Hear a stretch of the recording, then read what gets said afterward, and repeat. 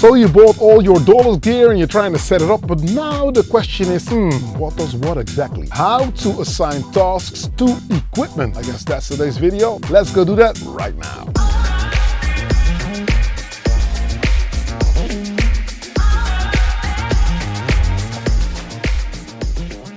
Hey, how you doing? I'm in a kitchen and thank you for checking out yet another video. Now, if this is your first time here, don't hesitate to click subscribe. Hit that notification bell because you'll be kept in the loop whenever I upload a new video. You won't miss out on anything. So I guess it's time for this week's patrons. Thanks for the support, guys. It's absolutely amazing. I can't make those videos without you, and I really like the fact that you like what I'm doing. So we're building a community that's really cool. If you don't know by now, if you connect on Patreon, you'll also be connected to Discord, where the community is growing. Like-minded people talking about synthesizer stuff. If you've got more questions than you have answers, I'll suggest you head out there. So that's patreon.com/AndLoKitchen. So without further ado, welcome Dave Dunn, Preston, Bernardo Fish Bravo, Fish, and Olaf Andrews. Now, in the process of building a mixer. I have spoken about it at length, and with the COVID situation and some parts not really reaching us in time, it takes a while to set stuff up. But we have got a stereo channel, we've got a mono channel, we've got a lot of stuff figured out, we've got the diode clipping sorted out, we have got the filters and the EQ section also figured out. So it's now a matter of like, how do we get this stuff on a PCB? How are we going to actually test it? And I do believe there is a gap between the club mixer on one side and the studio mixer on the other side, because if you've not noticed, there are a lot of mixers out there, but they're all either very expensive or very cheap. Now, if you want to do a flawless performance, or at least get all that expensive gear that you've bought and you want to just like get it out to play and to sound good, well, I do believe there needs to be a mixer catered to that specific point. Now, early days still, we're working on it. It's a work in process, but it's cool. Also, on Patreon, you get in touch with me directly. The higher tiers will definitely get some one-on-ones if you want to talk about this dollar stuff. I'm not like the advocate for the dollars shenanigans, but in the end of the day, like I said before, you know, if you've got more questions than you have answers, you might head out to Patreon. You're not breaking the bank, you're supporting the vibe, you're joining the community, and it's all good. Now, how to assign tasks to equipment and what does what exactly? The way it works for me, it's absolutely a simple concept. I don't want to overcomplicate things because it's complicated as it is. When I do my live sets out there, people come up to me like, how do you know what all those knobs are doing? And I'm like, okay, you know what I mean? I do understand if you're getting into the dollars vibe or you're doing it a while, it might actually be a little bit overwhelming if you don't start out with a plan. Now, it doesn't mean that you need to like master everything. I would suggest that you know what the boxes are doing, but every box has got a sweet spot. Now, I have advocated for the fact that I do think that those boxes are like band members. You are conducting a band. And if you've ever played in a band or you've got experience with playing with multiple people, you know that it does not work if everybody starts playing at the same time. So obviously I have structured it in a way that even though the manual tells you this is what this equipment does, that is what that equipment does, and they promise you breast milk from a virgin. Huh? What are you talking about? Your milks are breast. I'm so damn confused. Everything can just like be like they're turning water into wine, which is what every manufacturer is obviously going to tell you. The fact of the matter is that if you want to make your live set work, especially if you want to reproduce it on multiple stages, if you ever have the desire to perform, whether it be on a big stage or whether it be to just a group of friends, the last thing you would want is to constantly think, am I doing the right thing? Is this really what is happening? Hey, I understand that this Moog or this Korg or this MPC or whatever can do this, but does it really suit me? So in order to have a structure and to just like put your mind at ease, let's just look at how to structure stuff and tell the equipment, I know that you can do that, but I need you to do this. I know that you're intended to do this and do that. Well, breaking out of the box and cross-pollinating different things, that is actually where a lot of the progress, especially in the dollars realm, is. Now, when you're doing dollars, you have to trust your ears. The first thing you should do is get to familiarize yourself with the band members. Once you know what they're doing, then you can actually just steer in a certain direction. And the better you know what you want from the equipment, the easier it is to do a longer set. Now, in the end of the day, I do believe that that is what we're all aiming for. It's cool to make a loop, and we've all been there. It's cool to make a 16-bar loop or a 1-bar loop or a 4-bar loop, and it's all migrating and going and growing. But what if you want to do a longer setups? So I will take you into my way of setting stuff up. I've been there before, but today I wanted to go a little bit deeper into, okay, how do I set it up exactly? You know what I mean? What tasks does what? What equipment is, in my mind, made to do that specific thing? And you have to be very, very critical about it. If something does a 9, but you need it to do a 10, the 9 is just not enough, because everything can be a 9, but you need to just focus. Bass, that machine. Drums, that machine. Top loops, that machine. If you've got the money to spend and you've got the equipment, now that might be a way. If you don't, you've only got a few boxes, condense it down to multiple bite-sized chunks. I'll take you over to the live set. If you care to join me, let's go and check that out, shall we? Alright, yeah, party people, welcome to the show. We've got what we got going on. As you can see, there's a lot, there's some stuff that's off screen. You have to believe me, you have to take my word on it. I am not lying, I'm not lying, I'm not lying. I've got the audio thingies, Micro Monster, way over here. You can hear it play, but at the moment, let me just make sure that you know what's going on. So I've got my pads, because today the demo is made out of pads. This is a track that will go into my new live set at the moment. Now, okay, as you can hear, nice lush pads.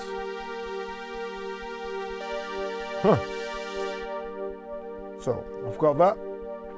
Micro Monster all the way in the top right corner. I've got the Model D by Behringer, which is a reissue of the Minimoog Model D. This is what they're claiming. It's a lush, cool bass synthesizer. I don't use it for bass today though, but usually it's laying down some righteous bass. Then I've got a purple cable, which is not completely in the theme. Anyway, I've got my purple cable going from the multi-clock over here all the way to my modular over here. I will tell you what is in the modular. I've got my TB03 bass line, which I love. And what is it playing today? Let's see what it's playing.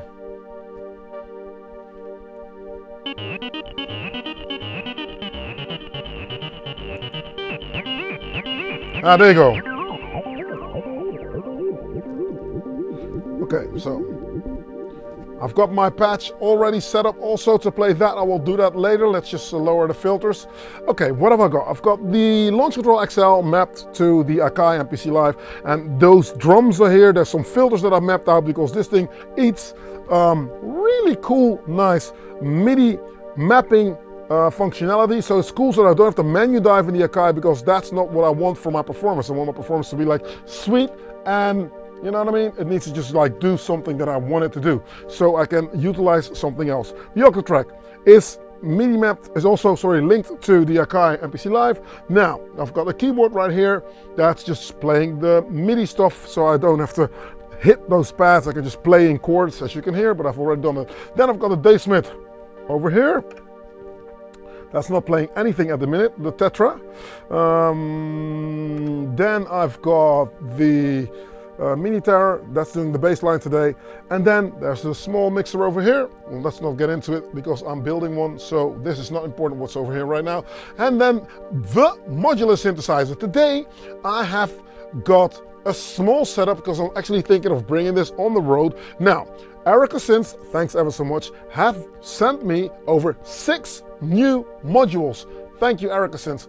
In a next video, I will go into what they're doing, but for today, let me just say, I've got the high pass filter, the coupler, the low pass filter. So basically those are joined together. So these 3 make up one amazing filter with high pass and low pass and different things with just like control level and resonate. Everything is on there.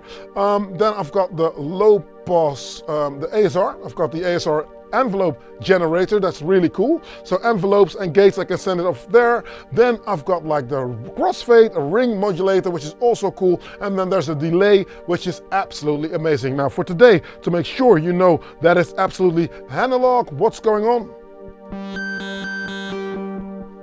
You know what I'm saying? Let's do it again.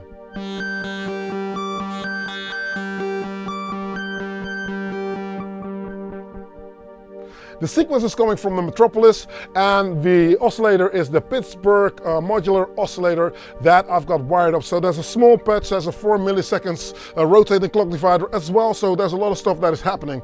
All right, now, in order for this to work, I will try to hypnotize you into thinking that there's actually more happening than what is actually happening. So you can hear a little bit of that pulsating in the background, because leveling is one of the most important things on this thing. You have to level everything correctly. Now, there's a lot of stuff playing already. For now, I've got this, which is giving you a little bit of a groove, because I think that if this is gone, you can't really dance to just like pads, right? So you want something that is already there. So my audio thing is Micro Monster, which is, I'm in a location, but it's a digital machine. So pads or ARPs, that's what it's doing. I'm giving it that to do. There's a nice filter on it, which I will gradually, slowly open as the track progresses. But for now, let's see what we can do. Now, lowering the filters on the TBR3, the resonance as well, I will turn that on so you can hear that we've got something of a catalyst already moving. Important is to find out what key it is in so you can play stuff on that key. I've programmed everything to be in the same key. Now let's start. And when I start my track, it's very important that you don't get the gist of where the beat is first, because then when I enter the kick, it will be more of an impact. So I will leave you to think like, what is happening, you know? So there's a nice of an ambience that I actually can groove in there. Now, another thing that is very important that I do believe is that in order for me to just like enter the kick, which immediately tells you, oh, well, that's where we're going, I will slowly build up my groove, slowly. So maybe start with the closed highs that I've got mapped over channel 4 on the Launch Control XL coming from the Akai. Lying, track 3. All right. Now the thing is to not be in a hurry, because you need to just like go like, okay, where do I want to take the track? So my Akai is drums. It's drums, it's one shots that will start on the first of the bar, maybe a riser at the end of the bar. I opt to not go past 8 bars for my sequence, so that's actually how I set that up. At the moment, it's just my drums. So you can see the kick playing here. I've got my tracks lined up as well. So track 1 on this sequence is the kick. Track 2 is my open head. Track 3 is my close head, which you hear right now. So that's why you can see it. Track 4 is a clap that I'm not using on this particular track. Track 5 is a drum roll that is here, which is playing but not playing. So I need to figure that out, but that'll happen. And then track 6 is a vocal that I can stock here. And then there's some effects, there's a crash. And then the octa track, obviously, is getting program change. That's the track here. Track 10, that's my Jupiter 8 sample. That's not playing at the moment. Ooh, and that's a sample pack that's in the Akai, which are absolutely amazing samples. Go and check out Jupiter Rising. That pack is amazing. Samples made by, I don't know who he is, but he did an amazing job in sampling his Jupiter 8, of which there are only 4,000 made in the world, which is why it's so expensive and a rare synthesizer, and which is why I love it to death. Moving on. Track 11, that's my Model D.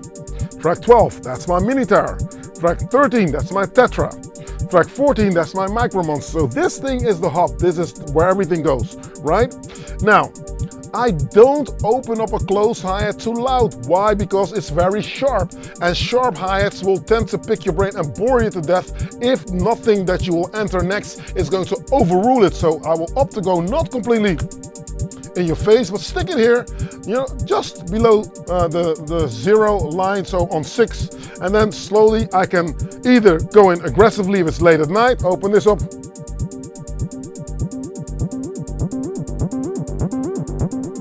Another trick to hypnotize it is to like get the feedback on the delay. There's reverb and delay on the TB03. Now what I've done is I've made sure that I've just got a little bit of feedback on the delay. This time I can go in, go with function, and then just turn this knob and say like, you know what, I would like to get something else going. This is the delay type. Can I just take something else? Yes, I can. Take delay, reverb.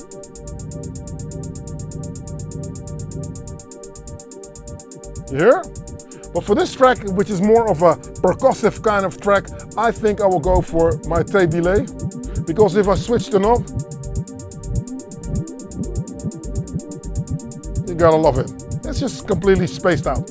All right, so that's how I use it. Now, the delay, everything in moderation. So the hierarchy is the sound first, the effect later. So first, this is dry. But if it's dry, as I call no effect on the sound, it means, you know, you can pinpoint where the sound is coming from.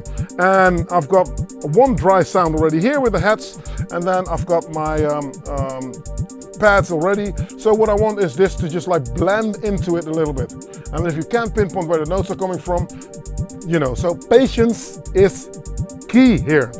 All right, I think it's about time to like set myself up because it's already 9 minutes of me talking about what it is. Slowly, let's enter the kick. Now, let's say I'm the first guy in and I'm doing something of a warm-up set, trying to just get everybody, and I slowly start entering the kick. Now, all of a sudden, the TB03 makes sense. This is the trick. Now I'm going to lower the feedback because now I want you to groove and get into the zone. I'm not going to dry it up completely.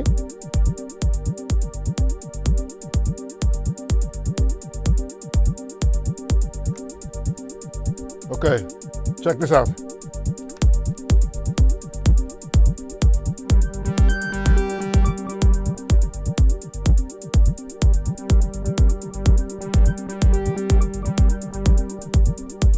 Nice ambience here on my modular.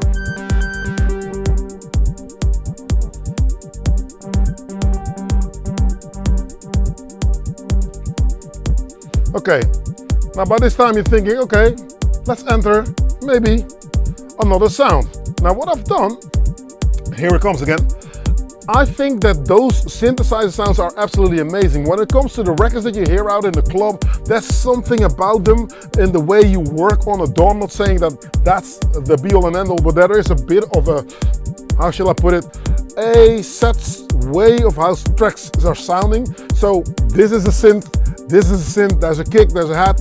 I mean, you don't need to be a rocket scientist to pinpoint where the sounds are coming from. So what you need is something to gel those things together. Now I have created sounds that will actually do that. When you're doing a dollar set, you might need a catalyst, something that comes into the sound and glues all those things together. Let's turn the strings off and my sample and hold sample on.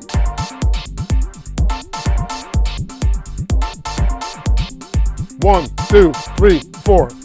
In case you lost track of where it is. I think it's a bit on the loud side, but I will turn it down. It's always on track 1 on the octa track. Volume. Let's go in. I'll go in, double click. I'll go to the sample, go to the control page and turn it down. Now I've got my top loop on tracks 2 and 3, but then again I've got some neighbor machines, which means that I can get a sound on one track and then on the other track I can get an effect to go play with the sound as well. But before I'm entering more of the drums in, I think it's about time to, since this is very audible and very clear, to get the muffled 303, which is playing now, to go a little bit up in its character. And play a bit with it.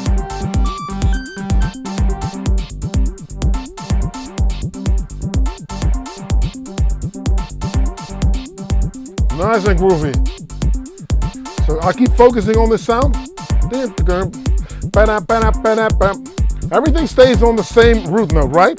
I think now it's about time to introduce a bass line on track 6, which is the mini tower, which is playing something like.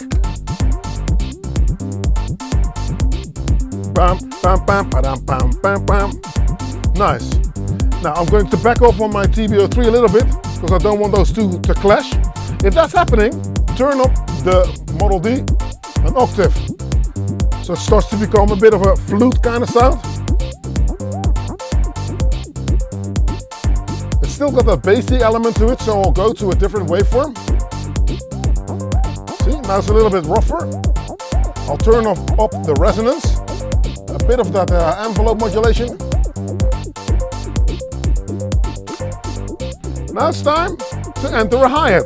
1, 2, 3, 4, hats, 2, 3, and. I like my hats loud, so before you start complaining about it, I love my hats to be sharp and loud.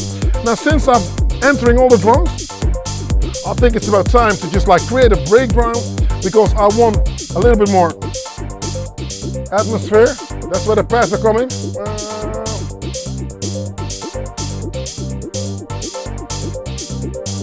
So you see how things are spaced out. Pads over here. This sound is gelling everything together so I can build around it. Bam.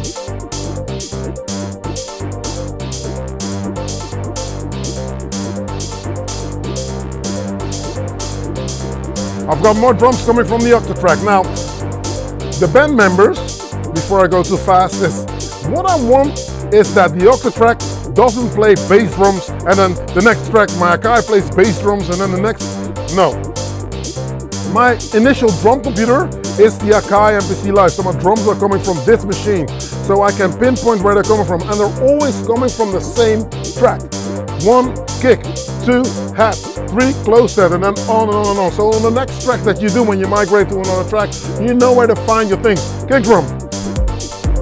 So that's the no-brainer. Also, to structure where you got your sounds coming from, a very important thing as well is this thing, if I've got a bigger table, is all the way over to my right. So if I'm working my Micro Monster or I'm doing something on the multi-clock or something on the Jazzer right here, it would mean that I can take out my kick over here. If I'm standing over on this side on the mixer, I can take out my kick right here. So I'm flexible, yeah? I've got drums here.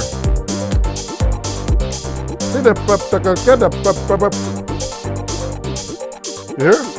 Let's turn some stuff up so you'll hear it.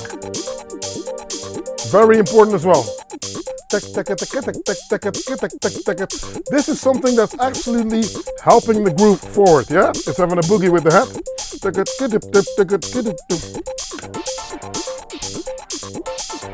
Very stereo. I put a comb filter on that sound so it starts to become a little bit gritty. Is the night progressing and people need a little bit more aggression, you can up the comb filter on that sound. It's on track 3. It's on track 4. Yeah, what have we got? Where's the filter? Get out of there. Get out of here. So, where is it? Over here.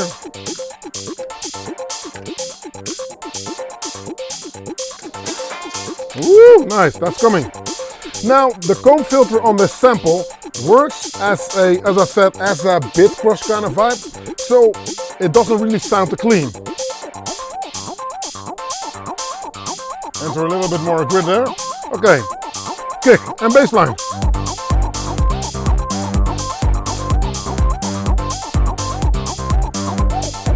Nice. Go back in. Do you notice how I turn the kick off, introduce another sound with the pads that are coming right now? Maybe for now I'll just open up the Moog and make those notes longer.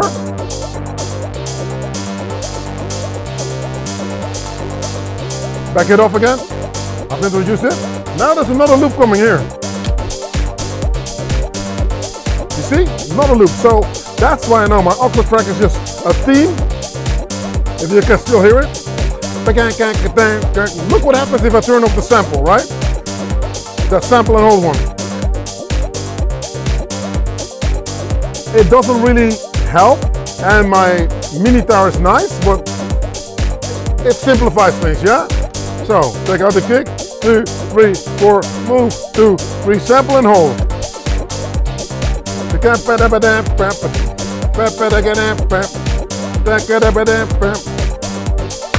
Nice. Now, an old JB sample, I believe it is, which Public Enemy has used as well. It's something that I really love. because I do believe that I need a hook in this track. I want something to be hooky, not commercial, but hooky. So you will latch onto it. Let's open up my reverb. I've got the mini guitar going through, and then there's something else that I've got on track 5, which I'm going to lower,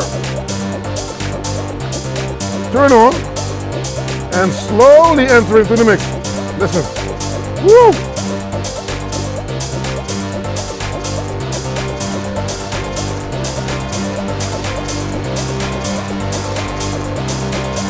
Woo-hoo-hoo! I'm loving it.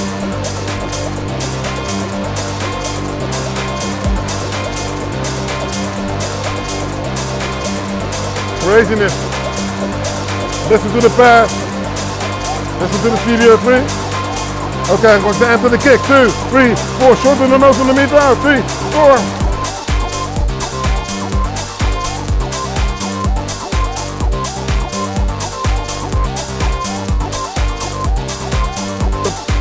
Up, kick out. 1, 2, 3, 4. 1, 2, 3. More sound.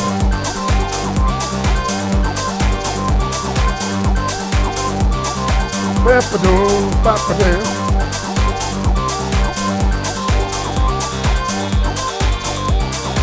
Okay, check this out. Now, back off. I'm going to lower the filter on the meter because I need to make room for another sound that I'm going to bring in. Maybe turn down those horns a little bit. Okay, check out what I've got on the Model D.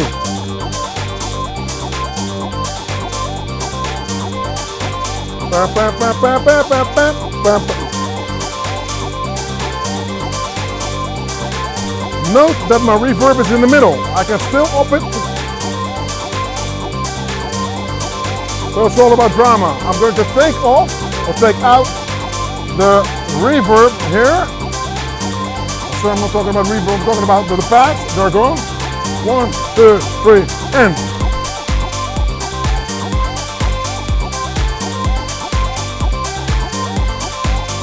So now I'm already like working the track up into craziness. Okay, turn off the kick, turn off the horns, and work the Model D.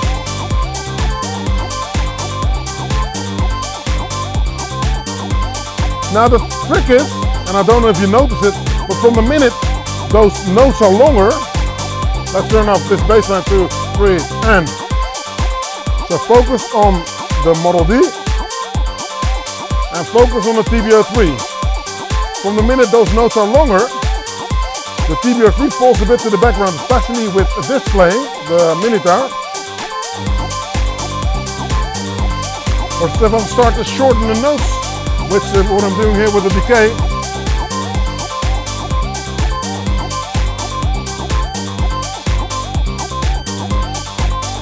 So the trick is to utilize what the different things are doing. So band members, I've got a solo, say, guitarist right here. I've got one drummer here, which is the Akai MPC Live. Then I've got a percussionist over here, which is the Octatrack. Then I've got like something of a stringy kind of weird element in here that I can open up with. Erica, since you just make the badass ass modules, I'm loving it. Now, if this is starting to like become like, hey, well, we've heard it already. You know what? This is what I'm going to do. Turn this off, I've got function on, and check.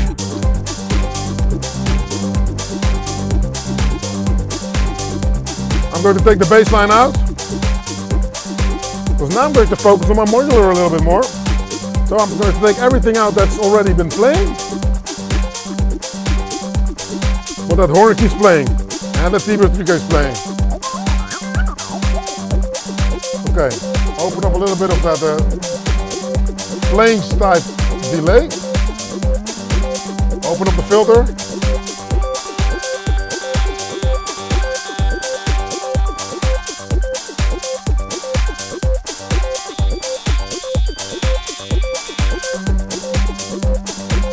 So now this is very bassy, and now,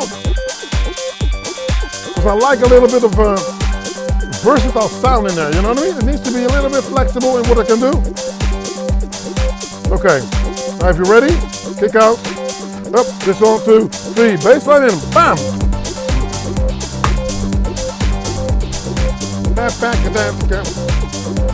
But as you can see, I already know where my sounds are coming from.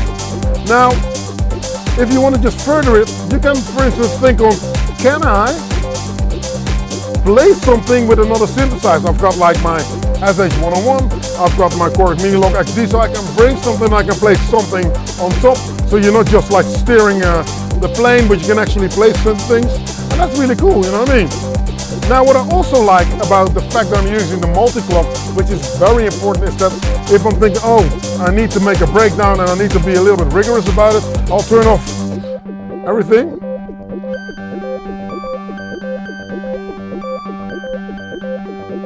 Nice one.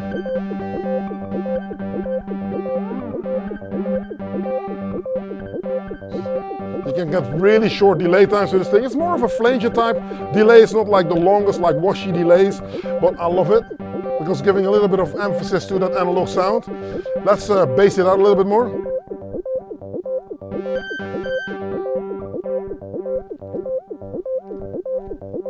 Okay, and you make some washy delays right there, and then you'll play the rest of your drums, like.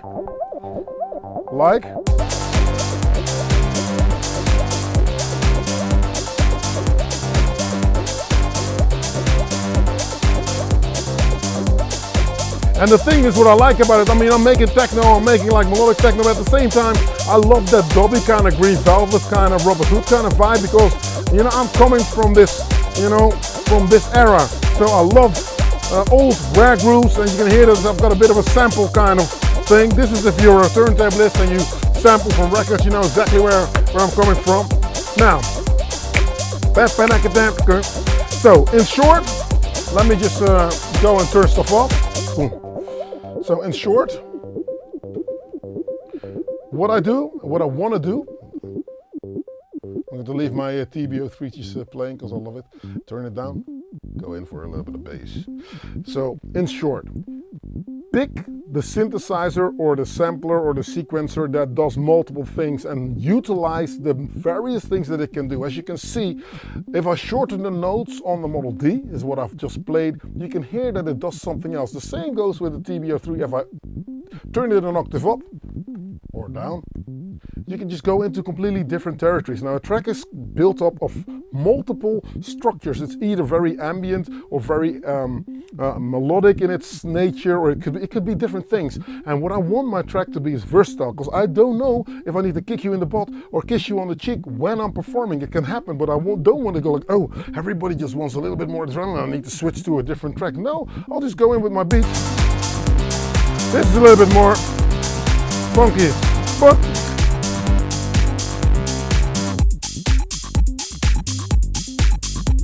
see? And now this loop, that becomes a very important thing, you know? But there's another loop that plays here. But if I take this stuff out, now I've got like the classic drum computer stuff going on here, which is playing from the MPC Live, which works as well. So, turn off the bass line, go in acid.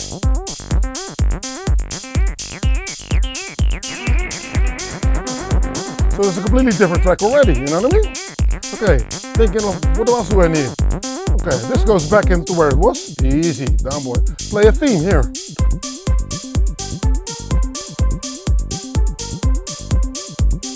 Throw down the filter, make the notes shorter. See, it's hiding in the background, you know? So now this becomes the dominant party here, the TB03. But if I want to switch it around, I'll turn this off and I'll turn this open. Now this switched around.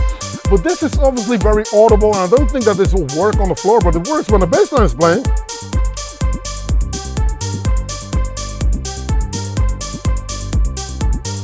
And don't smear your notes out too long. Have a contrast between long notes and short notes, because obviously if you're only playing long notes, it doesn't work.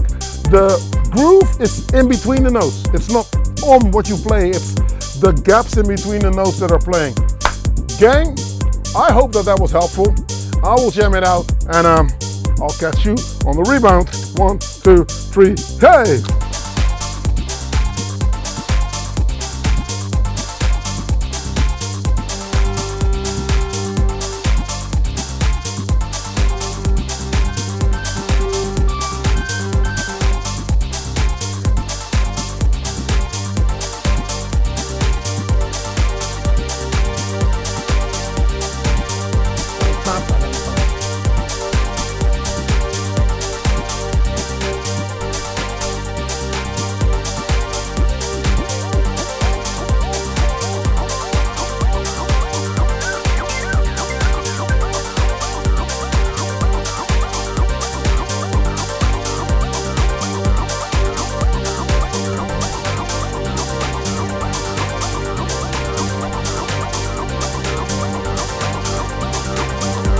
What do you say?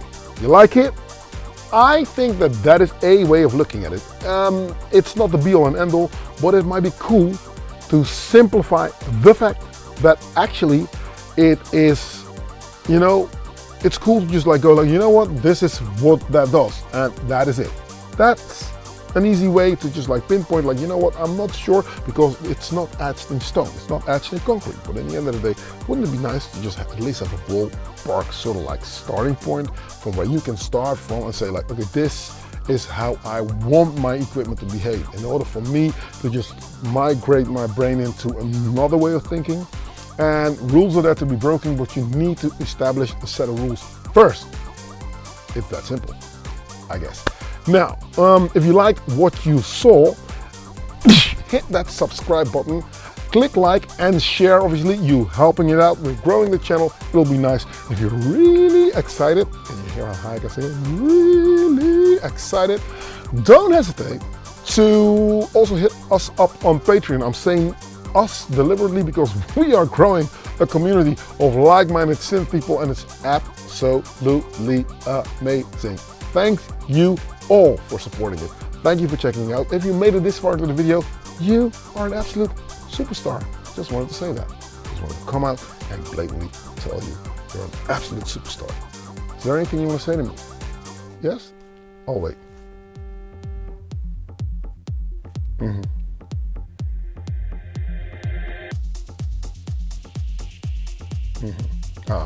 I'll stop doing that Davey 504 stuff. Listen, links to the equipment note info below if I haven't said that. And you know what? I guess I now forgot something. I know I forgot something. Anyway, you know what? There's one thing you can be sure of, and I know for a fact you know what I'm going to say. I will see you next week on another video. Peace!